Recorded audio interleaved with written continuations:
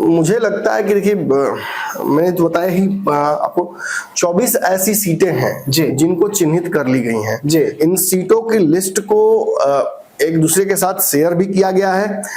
उसकी लिस्ट मैंने कल पंचनामा में बताई भी है। मैंने दर्शकों को बताया था कि एग्जैक्टली कौन कौन सी सीटें हो सकती हैं जो चिन्हित की गई हैं। मैंने जो बताया था सीटें, मैं बता रहा हूं आपको। मुझे लगता है मैंने कुछ सीटें तो बताई थी, लेकिन मैं और आपको बता देता हूं। समस्तीपुर, मोहनिया, कल्याणपुर, बेलसंड, मटिहानी, मीनापुर, सिकटा, वैशाली, जमुई, खगड़िया, नवादा, ये ऐसी सीटें हैं जो अदला बदली हो सकती हैं।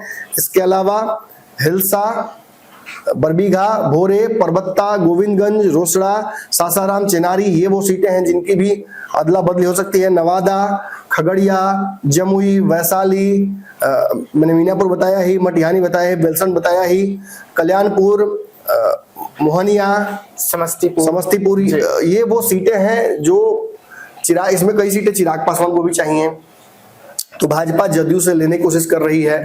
किसी पर जदयू हारी है, नंबर 2 पर रही है, तो चिराग के चलते हारी है।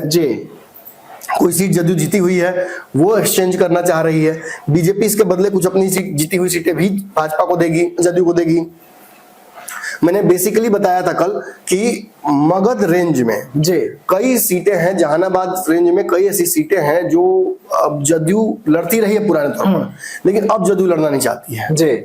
जदयू वहां से रोल बैक करना चाहती है। उसे समझ में आ गया है कि इन जहानाबाद की हार जो थी, उससे उसे लगा कि अब यहाँ पे बहुत कुछ हो नहीं सकता है, और वो भाजपा के गढ़ की तरफ भाग रही है। मतलब चंपारण की तरफ भाग रही है, वो मुजफ्फरपुर, वैशाली की तरफ भाग रही है।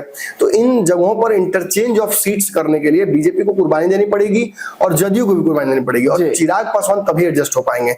तो ये एकाएक मतलब रातों रात कुछ सीटों का लिस्ट हमें प्राप्त हुआ, हमने वेरीफाई किया, तो कई सीटें इसमें से वास्तविक तौर पर निकली।